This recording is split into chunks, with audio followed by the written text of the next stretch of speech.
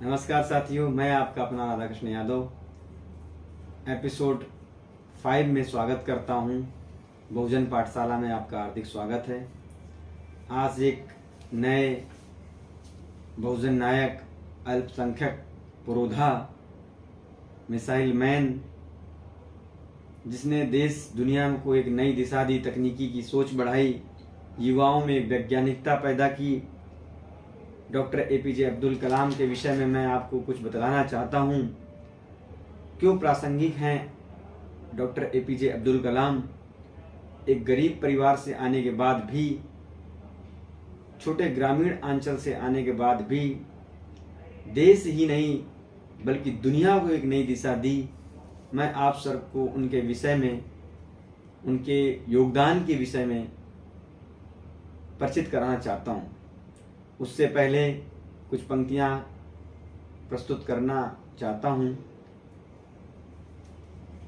सच है विपत्ति जब आती है कायर को दहलाती है, सच है विपत्ति जब आती है कायर को दहलाती है, सूरमा नहीं विचलित होते, क्षण एक नहीं धीरज खोते, मानव जब जोर लगाता है पानी पत्थर बन जाता है। इन्हीं सब पंक्तियों के साथ मैं अपनी बात को प्रस्तुत करना चाहूँगा। डॉक्टर एपीजे अब्दुल कलाम का जन्म तमिलनाडु में हुआ था। 15 अक्टूबर 1931 में रामेश्वरम शहर में हुआ था। धनुषकोटी गांव, जो कि रामेश्वरम के बहुत पिछड़े इलाके में आता था। उनका पूरा नाम अबुल फाकिर जैनुलाब्दीन अब्दुल कलाम था। शिक्षा उनकी सेंट जोसेफ कॉलेज तिरुचिरापल्ली से हुई। उसके बाद वो Madras institute of technology, Anna university में भी उन्होंने अध्ययन किया। हर एक प्रसिद्ध व्यक्ति के पीछे माता पिता का योगदान रहता है। पिता उनके शिक्षित नहीं थे, पिता शिक्षा से दूर थे, लेकिन हर एक माँ बाप का सपना होता है कि अपने बच्चे को देश ही नहीं अपितु विदेश में जाकर अगर पढ़ने का अवसर मिले तो हम पीछे उसके खड़े रहेंगे। यही कुछ सपना था उनके पिताजी का। पिताजी का नाम जैनुलाब्दीन था, जो कि मछुआरे का काम करते थे। मछुआरों को किराए पर नाव देने का काम करते थे। पिता का सपना था कि बच्चा एक दिन भारत ही नहीं पूरे विश्व का में हम सबका नाम करेगा, जैसा कि हर एक माता पिता का सपना होता है। ऐसा ही कुछ डॉक्टर एपीजे अब्दुल कलाम ने करके दिखाया। आज हम सब युवाओं के लिए वो इसलिए प्रेरणा स्रोत हैं क्योंकि हम सब लोग गांव से आते हैं। 60 या 65% युवा आज भी गांव में रहता है। उन सब के लिए डॉक्टर एपीजे अब्दुल कलाम प्रेरणा स्रोत हैं। उन पर उनके पिताजी का अधिक प्रभाव पड़ा। क्यों? पिताजी मेहनत करते थे, किसानी करते थे, मजदूरी करते थे। बड़ा परिवार होने के बावजूद भी आजकल लोग कहने लगते हैं 2 कमरे हों तो 3 कमरे हों और 5-6 लोगों की फैमिली होती है तो इंसान कहने लगता है पढ़ने का अवसर नहीं मिल रहा है। लेकिन साथियों, डॉक्टर एपीजे अब्दुल कलाम 5 भाई थे और 5 बहनें थे। इतना विशाल परिवार होने के बावजूद भी वो अपने अध्ययन के लिए जगह खोज लेते थे, अपने पढ़ने के लिए स्थान खोज लेते थे। उसके बाद उन्होंने पीछे मुड़कर नहीं देखा। और जब इतना बड़ा विशाल परिवार होता है तो साथियों जिम्मेदारी अधिक बढ़ जाती है। हम और आप में ही कोई 6 भाई बहनों होंगे, किसी के 5 होंगे, किसी के 3 होंगे, लेकिन सभी लोग शिक्षा से नहीं जुड़े होंगे। या सभी लोग कॉलेज, यूनिवर्सिटी, महाविद्यालय, विद्यालय में जिन्हें जाने का अवसर नहीं मिल पाया होगा। लेकिन जिनको भी मिल पाया होगा वो यही चाहता होगा कि मैं बड़ा होकर के अपने भाई का सपना पूरा करूंगा, अपने माताजी का सपना पूरा करूंगा, अपने पिताजी के सपनों को पूरा करूंगा।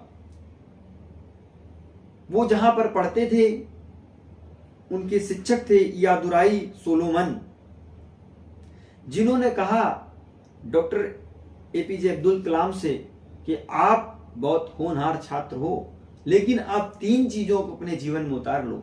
एक इच्छा, दूसरी आस्था, तीसरी अपेक्षा। ये जब आपके जीवन में तीनों चीजें आ जाएंगी तो आप देश ही नहीं दुनिया में नाम करेंगे। रामेश्वरम इस स्थान का, धनुषकोटी गांव का। अक्सर हर एक किसान, गरीब परिवार के बच्चे का सपना होता है कि माता पिता का नाम करूं, गांव का नाम करूं, शहर का नाम करूं, जिले का नाम रोशन करूं। ऐसा ही कुछ सपना था डॉक्टर एपीजे अब्दुल कलाम का। उनकी इच्छा थी मैं बहुत बड़ा इंसान बनूं और देश के लिए कुछ करूं। ये तभी हो सकता है जब आपके और हम आपके अंदर इच्छा होगी। कहते हैं ना, जब तक सपने बड़े नहीं होंगे तो उस तक सोच कैसे पाएंगे। इसलिए सपना बड़ा होना चाहिए, इच्छा बड़ी होनी चाहिए, और उस इच्छा के लिए आस्था का होना बहुत बड़ा जरूरी काम है।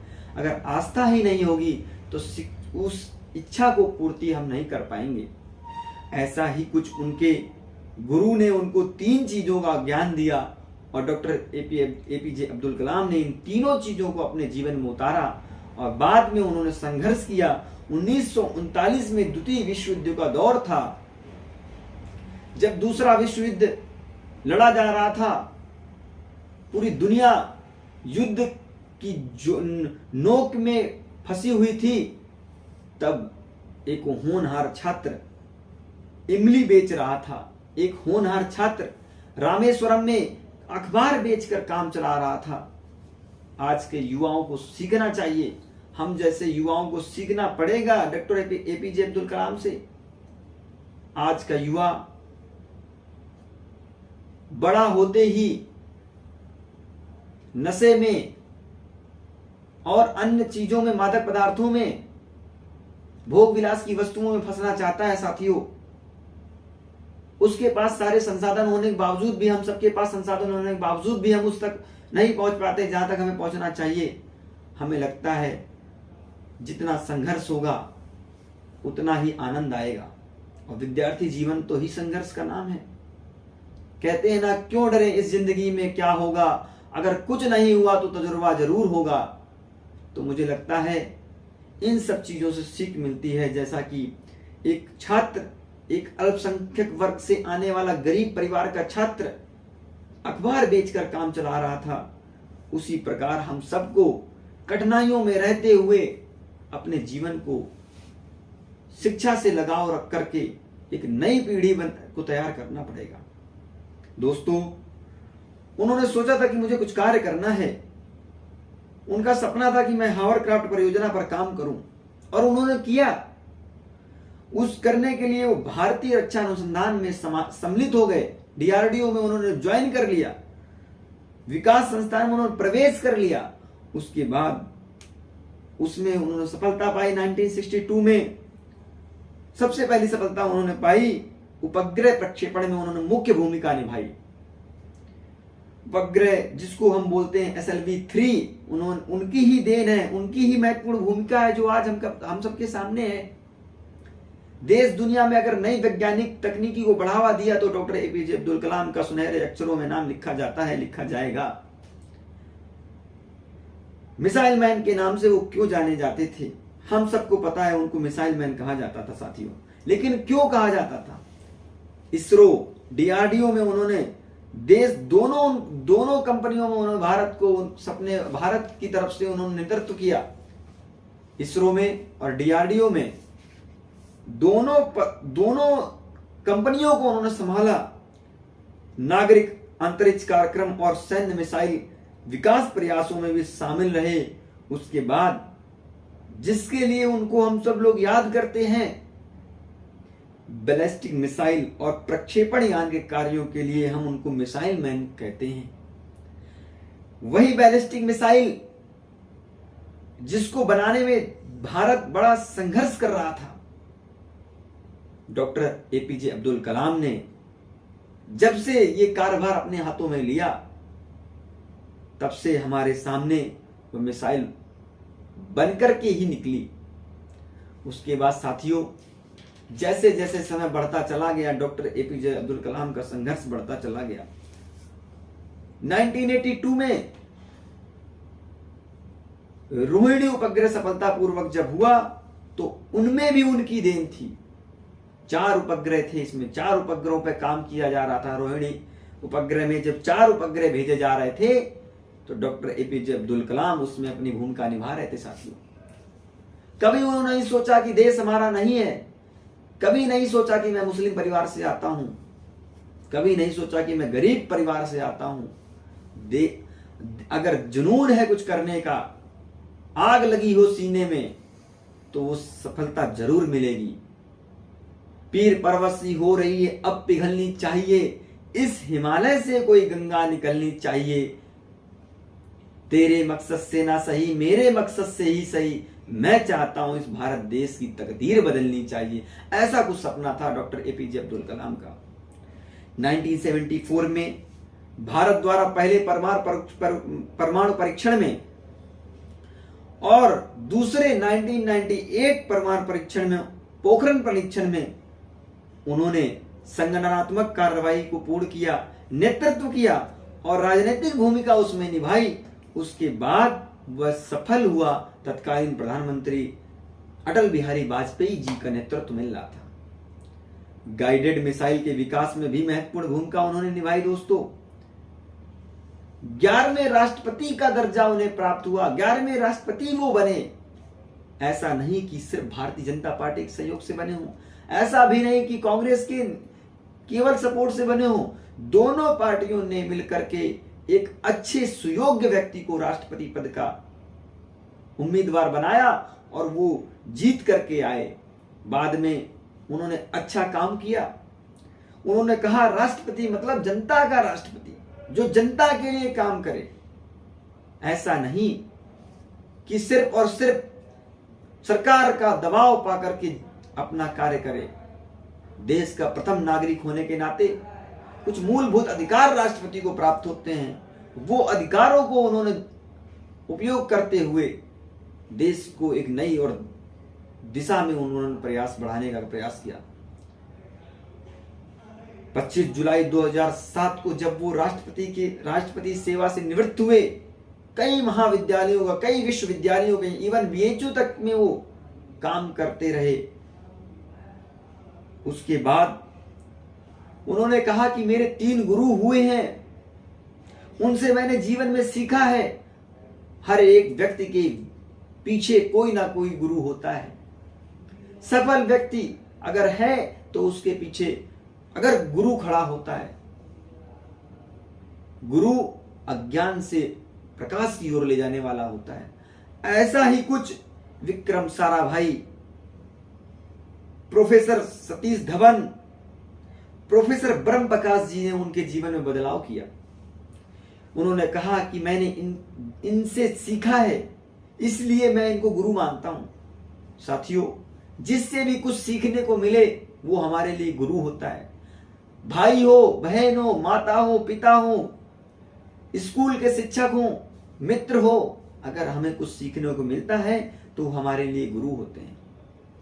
ऐसा ही इन 3 गुरुओं की पाठशाला में एपीजे अब्दुल कलाम ने सीखा।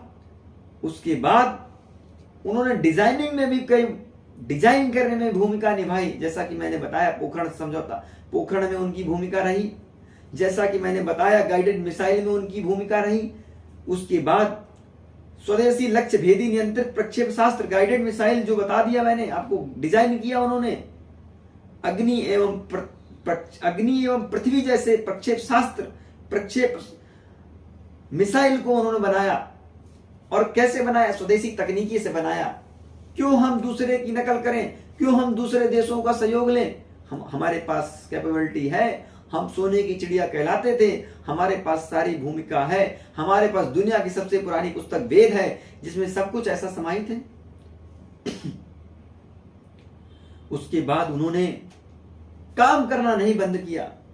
1992 में भी जो राष्ट्रपति होने से पहले और 1919 तक रक्षा मंत्री जो रहा, उसके वे वैज्ञानिक सलाहकार रहे, सुरक्षा सलाहकार रहे।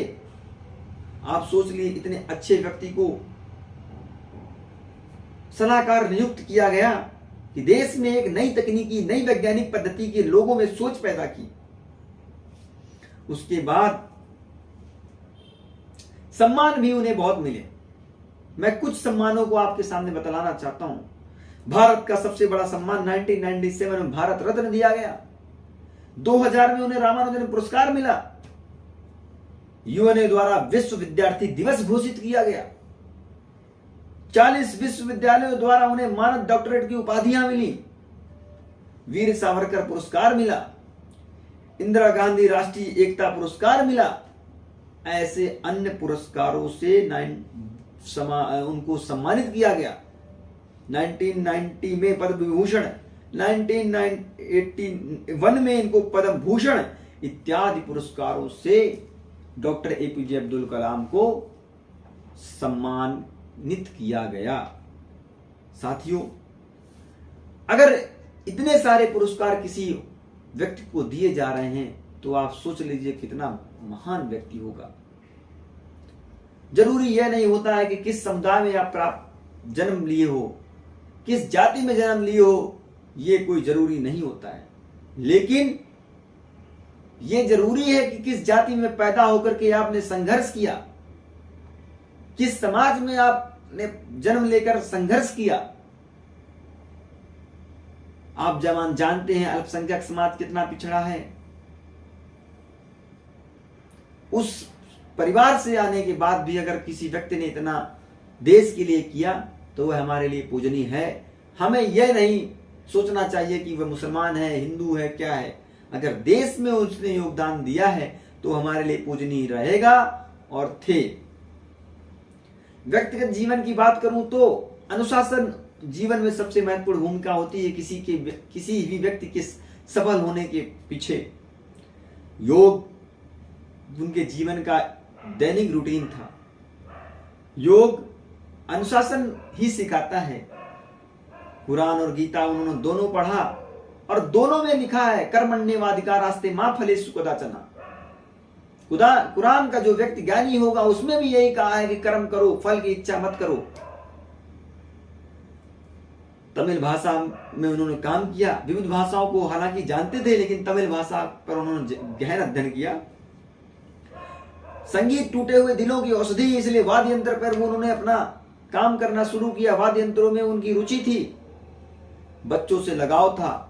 और कहते हैं बच्चों से इसलिए लगाव था कि बच्चे बेहिचक क्वेश्चन करते हैं, प्रश्न पूछते हैं। और वो कहते थे जो मुझसे प्रश्न पूछेगा तो शायद मुझे ज्ञान बढ़े मेरा। इसलिए साथियों, मुझे लगता है डॉक्टर एपीजे अब्दुल कलाम से बहुत कुछ सीखने की चीज है। सबसे पहले सीखने की चीज है कि एकाग्रता और सहिष्णुता, भ्रातृत्व, बंधुत्व, भाईचारा, बिना भेदभाव काम करना, ये सब चीजें सीखने के काम हैं।